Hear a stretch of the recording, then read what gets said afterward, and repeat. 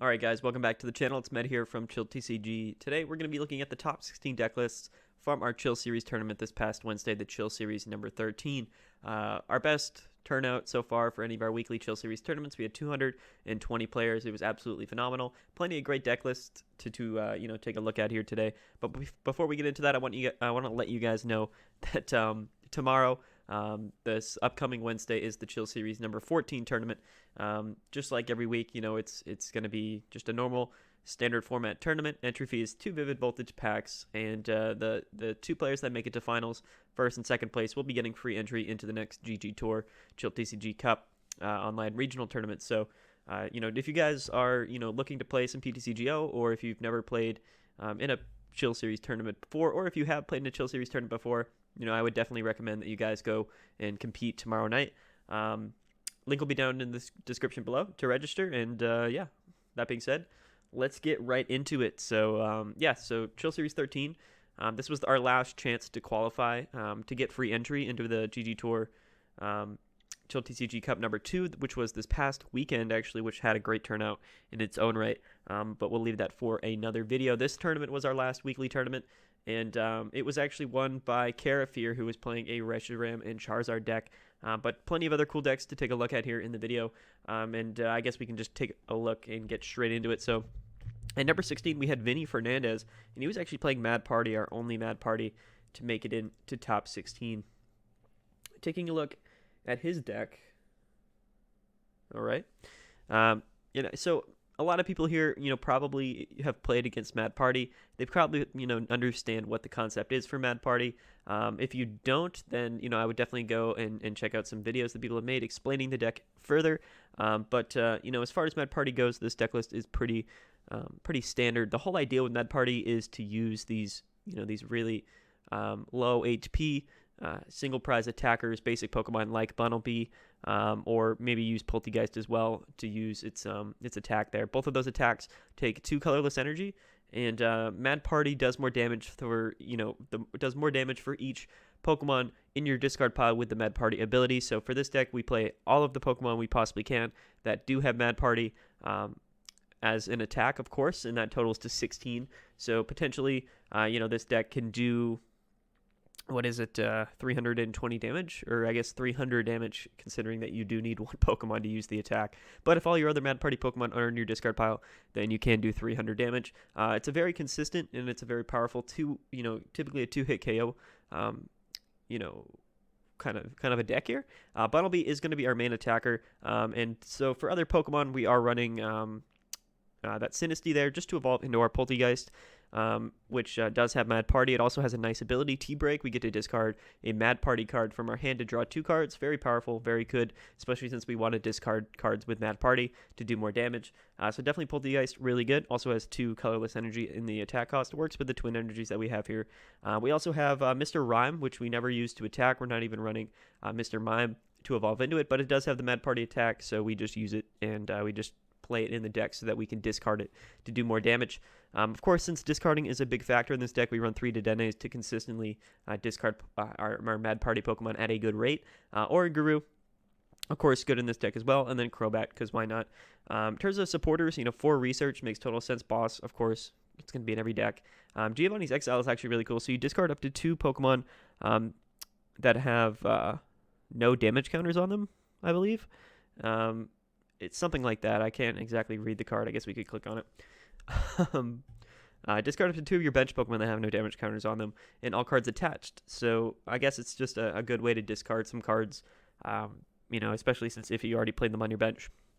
This gives you that option, especially at the end of the game. If you really need to do that extra damage, you just discard those other Mad Party Pokemon that are on your bench, and that's, I guess, 40 extra damage that you can be adding on top. Plenty of Pokemon search in this deck because, of course, it's very important that we do find all of our Pokemon. We have 4 Evolution Incense to find the Poltegeists and the Mr. Rhymes. We got 4 Great Balls, 4 Quick Balls. Quick Ball, of course, is really good to find all of these Mad Party Pokemon pretty much, while also discarding a card in the process. We also play 2 Pokeballs as well because we just need that extra Pokemon search. We also run 1 Electromagnetic Radar. This is because not only do you get to discard 2 cards when you play it, but you can find multiple Dedennes. Very cool, very good card in this deck as well. And we see 2 Great Catchers to go along with the boss. Of course, it's a card that you discard cards to play it, and has a very powerful effect, right? Gusting effect. So, this deck has a lot of synergy. It's a very cool deck, I wouldn't consider it a top-tier deck. It's really cool to see it make top 16 in this 220-player tournament. But other than that, it's definitely not like a tier 1 deck, but it's a very impressive deck nonetheless, and a very fun deck to play. 1 Ordinary Rod to get those Pokemon back from your discard pile if you need them, right? Because you do need them to attack. So if you run out of Mad Party Pokemon, then you're pretty much not in a good spot. So we run 1 Ordinary Rod to get those Pokemon back. We see 3 Air Balloons to give all our Pokemon free retreat. And for energy, we use Twin Energies and also Triple Acceleration Energies. This means that we can always use our attacks with Bunnelby or Poltergeist for just 1 energy. There's only 7 energies in this deck, so it's one of those things where you really just can... for the most part, you're not attacking more than 7 times. Unless... you live a turn for whatever reason and you still have Twin Energy attached. But for the most part, you're attacking and then most likely getting knocked out, which is why we have, plenty of gusting cards in this deck. And Triple Acceleration Energy, of course, gets discarded after the turn. So it's a really cool deck. I like the idea behind it. Nothing too crazy in terms of its overall success in the past few weeks. But yeah. Awesome. It's very cool. I've already spent like 5 minutes talking about Mad Party. This is not a Mad Party video, if that's what you thought. So we'll move on there. Congrats to Vinny for making top 16 with Mad Party. Next up is Colonel Zeta. He is from Peru. He went 7-3-1 playing Rillaboom and Rowegg. So a very cool deck list here. Let's take a look. Another sort of different deck to make top 16, and very cool to see. So this one, of course, has a heavy focus around Rowlet and the Alolan Exeggutor, which is a very good tag team GX Pokemon, and it uses the Rillaboom engine here to accelerate energy. So this deck is really cool, but it also runs a few other things. Like we run a Mewtwo GX just to sort of give our sort of eliminate the fire weakness of our our Rowlet and Alolan Exeggutor GX, which is pretty important, right? A lot of times you do play Welder decks, and it's good to have an option that is something other than, this card that does get bodied by fire. So not something that you're always going to be using, not something you necessarily always need to use, but it's good to have that option, and kind of is in here for the same reasons that it's in Pikarom. Doesn't improve its HP, but it does give it 1 less retreat cost, because we are running an Air Balloon here. And it gets rid of that fire weakness. We run 2 doubles because, of course, colorless energy and its attack cost. We can put 3 energy onto it pretty easily in 1 turn with Rillaboom. It can be a really good revenge attacker while also being a pretty bulky Pokemon as well. You slap a big charm on this thing, and it's not easily getting 1-hit KO'd, which is very cool. We play a Crobat and an Eldegoss for some draw support, along with a Dedenne. And then lastly, we do play a Shaman Prism Star, which is a very, very cool card. Let's take a look at it real quick. So Flower Storm for 2 grass energy. It does 30 damage times the amount of basic energy attached to all of your Pokemon. So this means that, the longer that we go throughout the game, the more viable of an attacker that this card can be. Of course, a very good revenge attacker. It's easily set up with Rillaboom. And throughout the game, we might have a lot of energies on our board, and being able to just switch into Shaman and finish off with a really big damage attack is very cool for sure. So awesome to see Shaman Prism Star seeing some play in this deck. Very fun deck. It's a very cool deck as well. Again, not a deck that typically you'll see have a ton of success, but there's a small sort of group of players that play this deck regularly and actually do pretty well with it. So it's very cool to see this deck make top 16. It's got 4 Marnies, Boss, 2 Birdkeeper. Really cool to see. We also see the Guzmahala, Cynthia, Caitlin, and Malolana with the Tag Call engine. We have a total of 4 tag team supporters and 4 tag team Pokemon. So 8 tag teams in general. Tag Call, it's not a bad engine at all. Sometimes it can be a little bit clunky, but being able to find your Guzmahalas, your tag team Pokemon, your Malolanas with a single card, very powerful, very cool indeed. I like the Tag Call engine. It's also running, Quick Balls and Crushing Hammers, which is, of course, something that you see in pretty much every deck. The Rowegg Tag Team GX, its GX attack is actually focused on discarding or shuffling all the energy to attach to all your opponent's Pokemon back into their deck. You can only do this if you have 6 grass energy onto it, but it's very cool. It's a very powerful attack and can be very useful in a lot of occasions. So this, along with Crushing Hammers, definitely is a very good energy denial deck. Even though it does have that fire weakness, it's very cool and very fun to play, especially when you get that GX attack off. We see 2 switch cards, Ordinary Rod to kind of make sure that we are able to keep those Rillabooms on the bench. Air Balloon, Big Charm, and Chaotic Swell, all very good cards. Interesting that we don't see Turffield Stadium in this deck. We are running Rillaboom, but I guess that's not really important because the main way that we do get into Rillaboom to evolve it is through this this first attack on Alolan Rowlet and Exeggutor. It's got the super growth, so for no energy at all, you don't even need an energy. You just get to search your deck for a card that evolves from one of your grass Pokemon, and you get to actually do that until it's fully evolved. So it's very powerful if you are going first. Or going second, I suppose. This is a card that you can fully evolve a Rillaboom on in turn 1, which is very powerful as long as you have a Grookey on your bench. So definitely super cool. And let's take a look. Anything else? For energies, we run 9 grass, 2 capture, and then 1 weakness guard energy. So a very well-refined deck, to be honest. It's a very cool deck, a deck that I definitely should try out sometime. I think it could be a really fun deck to play. It's really nice to see a deck like this make top 16, so big shout out to Colonel Zeta? I'm not sure. Already 10 minutes up in the video over these first 2 decks. We're going to not cover the rest of them as much. We have a lot of repeats, but next up is Ryan Brunswick playing ADP. Let's take a look at this ADP list. Not going to talk too much about this ADP list.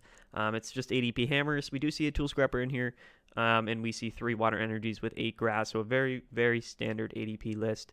Not much I can really say here, except he is running 2 Dedenne and 2 Crobat instead of like 3 Dedenne and a Crobat. 4 Boss, 4 Research, 1 Marnie. 4 Cherish Balls is a pretty high count here, but overall with the 4 Energy Switch gives this deck a lot of consistency, and only 1 Air Balloon is kind of questionable, but 4 Switch to kind of bolster that reliable switching option. So I like this ADP list. It's pretty standard, maybe with a few slight changes. 2 Energy Spinners as well, so definitely a consistent ADP list. Yeah, not much I can really say about it. He's not playing Oranguru, but he, a lot of decks don't, so it's kind of questionable whether that's entirely necessary. Either way, very good ADP hammers list. Seems like it could be very consistent, and I'm not going to spend too much time on this list, Brian, but congrats on getting number, 14 in the tournament. Next up is Kobe Kawasaki, a fantastic Blounce player, someone who almost always plays Blounce and does very well with Blacephalon as well.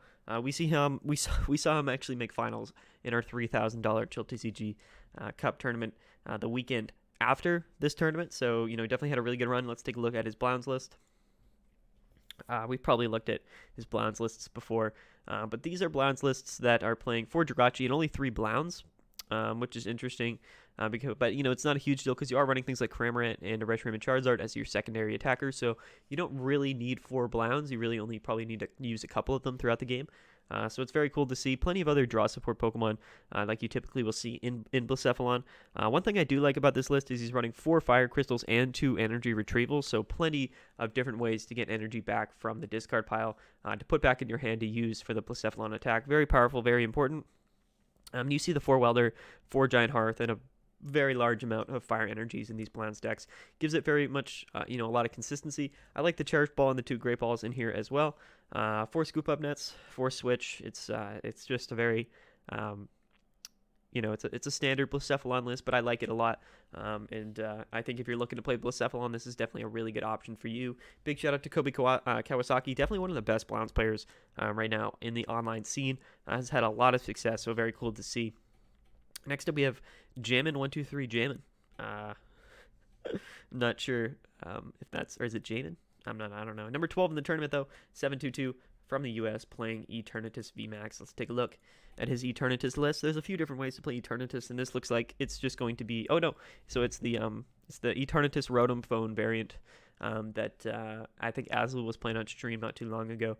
It's a very cool list. I don't know if it's necessarily like the best way to play Eternatus these days, but it's definitely interesting and fun to see. we see 2 Absol there, which reduces the retreat cost of your opponent's basic Pokemon by 1, which is cool. We see the Yveltal, the Hoopa, Zigzagoon. No Scoop Up Nets or anything, but those 4 Pokemon, could be very useful for sure. And especially Absol, it's very cool to see that in Eternatus. I like it in Eternatus. It could come up very clutch. And Rotom Phone is also very cool to see as well. Gives this deck a little bit more consistency and kind of make sure that you're able to find those Pokemon, in your deck with like Great Ball and make sure that you Marnie into the right cards. So it's very cool. I like this list a lot. It's sort of a new, different way to play Eternatus, but it saw some success in this tournament here. I think at number 13th, right? Or number 12. Very cool. I suggest you go try it out if you are somebody who likes to play Eternatus, or are looking for a new way to sort of refresh that deck, other than just the kind of the standard version or the poison version. This might be a really cool version for you to try. Personally, I like hammers in my Eternatus. I feel like if you're not running hammers in your deck, you're kind of just putting yourself at a disadvantage these days. But I like this list a lot.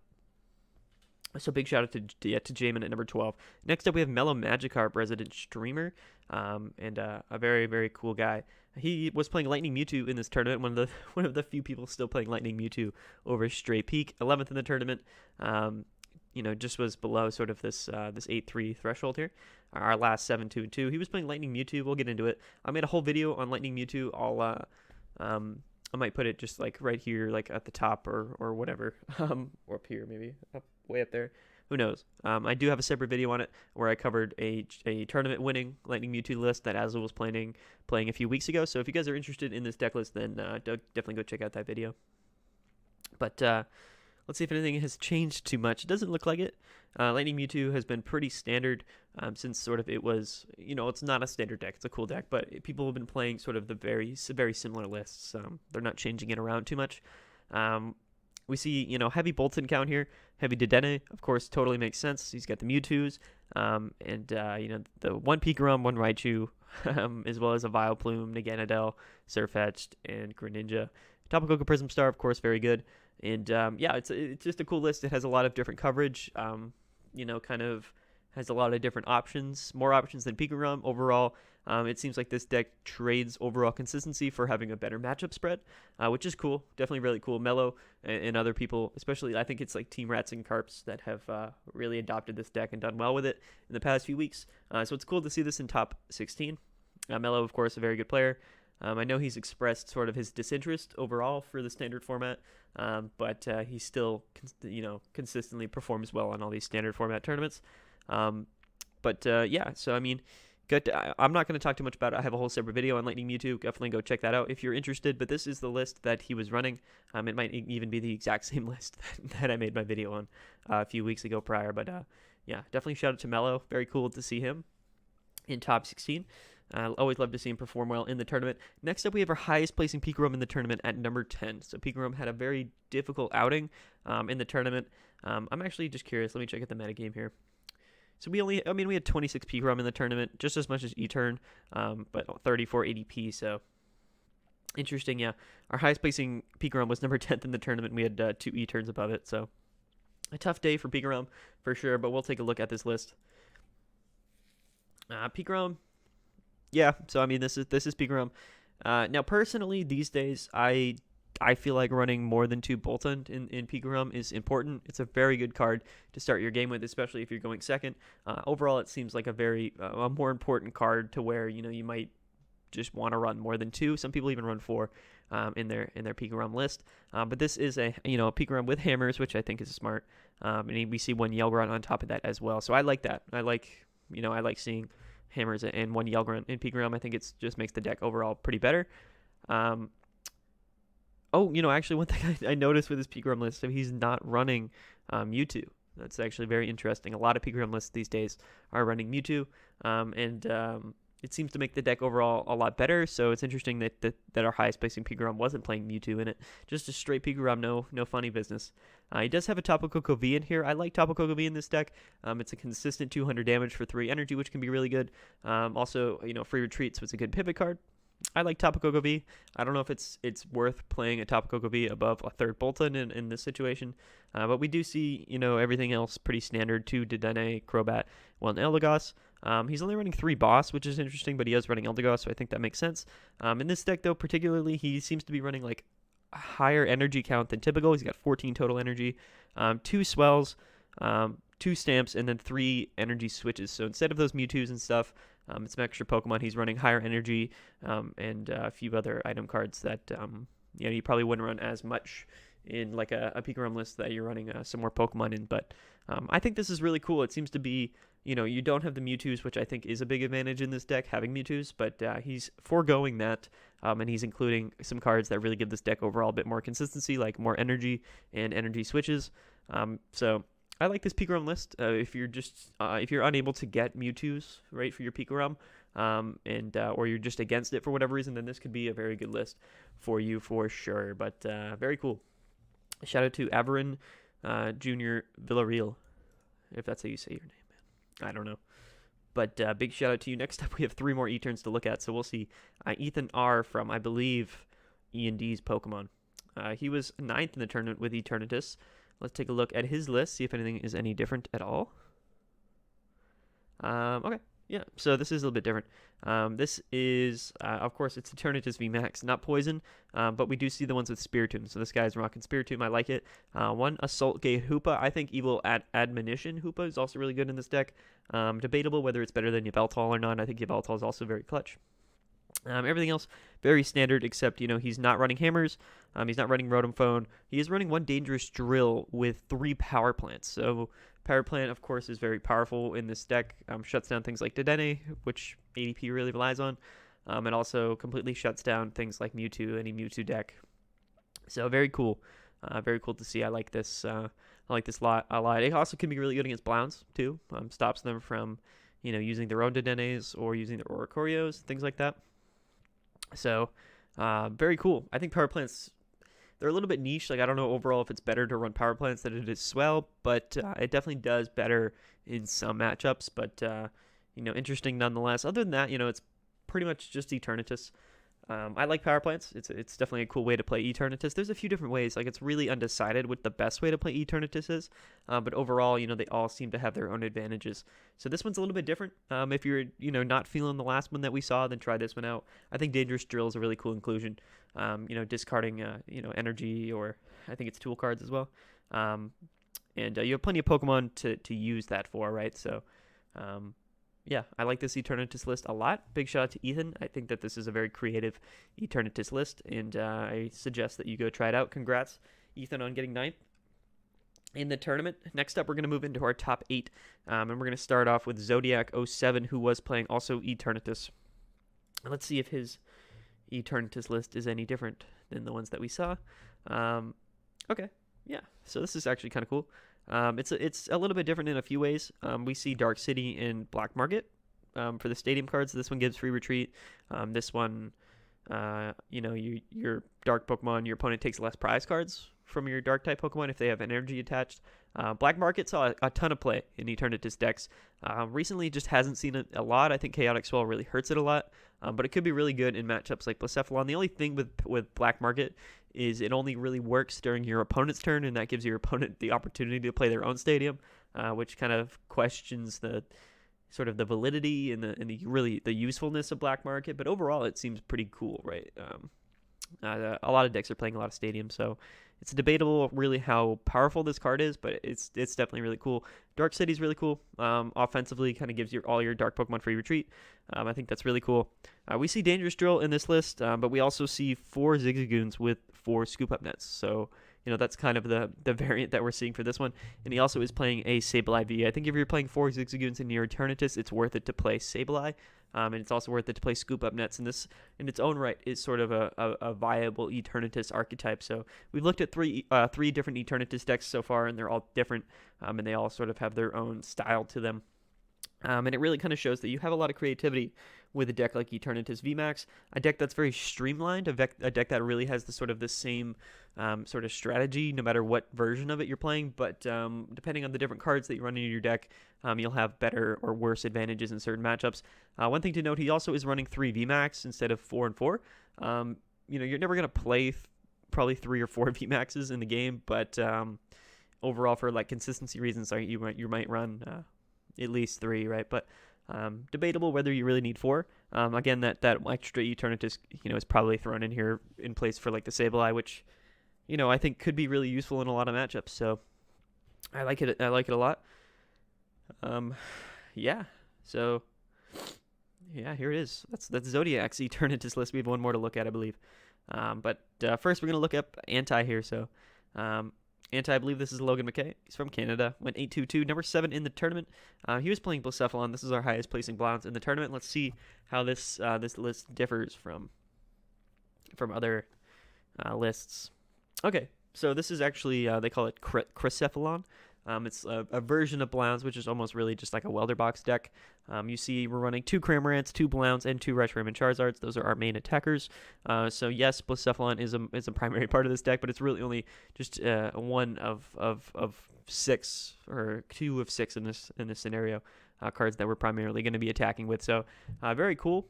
It's debatable whether this is better than just running 4 Blounce in your deck and focusing around Blacephalon. But yeah, it really just kind of takes a normal Blacephalon list and then try to changes the total amounts of the different Pokemon that we're running. And of course, Cramorant and Reshiram and Charizard are very important cards in Blacephalon, so it kind of does make sense to spread the focus throughout the deck instead of just on Blacephalon. Other than that, everything seems pretty normal. We do see a Marshadow in this deck to get rid of Chaotic Swells, and because of that, he's running 1 less Giant Hearth, it seems. Only 14 energies with 4 Fire Crystals. Still a lot of energy, like I say, only, but a deck that really doesn't need, like, a lot of times you're not using Blacephalon, so you don't really need to put like 10 Fire Energies in your hand. So that's probably why we're not running too many Fire Energies. But the 4 Fire Crystals in the total of 14 energy still gives you the capability of using Blacephalon if you need to. I like this list a lot. I haven't played or really tested a lot of Blacephalon at all, or this variant of Blacephalon, but it's interesting to see sort of people trying new things with this list that otherwise hasn't seen a lot of variants in the past few months. So I like it a lot. I like people really kind of branching out and trying new things with decks that have already been tested. It's always, it's hard to know if some things are better, right? If some ways to play a deck are better unless you try it out. So I'd like to see this, and it was our highest placing version of Blacephalon. So if that tells you anything, then maybe this is the way to play it. But big shout out to Anti. Got 7th in the tournament. Next up is Fernando Cifuentes, number 6th from Chile. He went 8-1-3 playing Lucmetal. We have 4 Lucmetals to look at here, so we'll probably look through these pretty quickly. One thing I want to note with Fernando Cifuentes, he was actually our first 2-time Chill Series champion, our only 2-time Chill Series champion so far, and won both of his Chill Series championships in Season 1. So very familiar to the Chill Series tournaments. Almost got a 3rd win in this tournament. But let's take a look at his Lucmetal list. Okay. So, he's running Hammers in Lucmetal. Just a Lucmetal Hammers list. Right now we don't see like a Stunfisk or an Aegislash, which of course is good against Decidueye, but we didn't see a lot of Decidueye in this tournament, so debatable whether he really should have played it or not. Other than that, yeah, it seems pretty much normal. He's got the 4 Coding Energies, 4 Hammers, 2 Dolls. We do see a Tool Scrapper. We do see a Tool Scrapper in this deck. I like that. And 1 Tag Call. Also pretty cool to find those Malolanas in the Lucmetals. But other than that, it's very standard. And we have 3 more Lucmetals to look at here, or 4 more, so I'm not going to spend too much time looking at this list, but big shout out to Fernando. I don't know if I really ever made a video on Lucmetal. I might have to get around to that, but I'm still waiting for one to win our tournament. Okay, here, let's look at Very Angry VGC. VGC playing the TCG. It's kind of interesting. Okay, so this is very similar to that last Eternatus list that we saw, running the 4 Zigzagoons and the Sableye, but we don't see Scoop Up Net in this list. Instead, I think we see 4 Power Plants, an extra E-turn, and then a higher count of supporters. So, yeah, very interesting. It's always funny to see like the two lines, like like the only two rows of cards. Here when we're looking at the deck list. But decks like this obviously have more consistency. The less different types of cards you're running in your deck, the more often you're going to get the cards that are in your deck, of course. So, I'm not sure if that's really an advantage. It might be. I don't know. I'm not sure. But yeah, I mean, this is Eternatus. I'm not going to say too much. It's very similar to the last one that we saw. I think Power Plants is very cool in this deck. And I don't really know if it's better than Swell. People seem to be playing it more than Swell, and maybe it's worth it. To be fair, in this deck though we see 2 captures in 1 dark energy, so 9 total instead of 10. We've seen 10, and in a lot of previous decks, as well as 9 bosses order. So, that's our highest placing E-turn in the tournament. Very angry VGC, and he placed 5th. Next up, we're gonna look at 3 Lucmetals in a row. So let's try to get through them quickly. Vance Kelly, number 4. This is our next one that we'll look at. Okay, so it's the exact same 60 as the last Lucmetal list. So, yeah, absorb it, memorize it, take it in, because this is probably the Lucmetal list that we'll see here. Lucmetal did really well in this tournament. Kind of tough to say. I think it has a good ADP matchup. And it just seemed like Welder decks didn't really show up too much in this tournament. Didn't show out too well. And it seems that Lucmetal played pretty well against Pikarom and such. So, yeah, this was a good tournament for Pikarom. Unfortunately, the top 4 was 3 Lucmetals, and 1 Reshiram and Charizard. So I guess you can assume which deck won the tournament. But big shout out to Vince Kelly for being 4th in the tournament, while also only being our 3rd highest placing Lucmetal. Next up is DRDYX. Got 3rd in the tournament. Let's take a look. Maybe he's running something crazy in his Lucmetal list. Okay. Again, looks like the exact same 60, except he took out 1 Coding Energy and put in an extra Cynthia and Caitlyn. So, just kind of thinking about that. Coding Energy is one of those cards that, of course, is really needed. Gets rid of your weaknesses. I don't know. It's kind of hard to assume like which would be better, running 4 coding or 3. I can see a game where having to play to 4 different Pokemon throughout the game, would make it so having 4 coding energies would be really necessary against Welder decks. This guy didn't play finals, so this wasn't the guy who played Reshiram and Charizard, or actually maybe it was, just not in the finals. But an extra Cynthia and Caitlyn, I think I kind of like that to get the bosses orders back, get the Marnies back. 2 Malalanas, also very important. 2 tag calls. So yeah, it's I don't know. Comment below. What do you think's better, running 4 metal coding energies or running 3? I guess it's such a minor difference, but maybe it could make some big changes. Big shout out to DRDYX for getting 3rd in the tournament.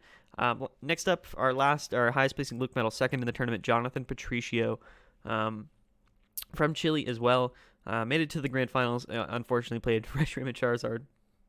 But if you're interested in watching this grand finals match between Karif and Jonathan Patricio, Reshiram and Charizard versus Lucmetal, I did post the video of the finals of the tournament, and you can go check out that grand finals set in my last video, I believe, that I posted. So definitely go check that one out. Let's take a look.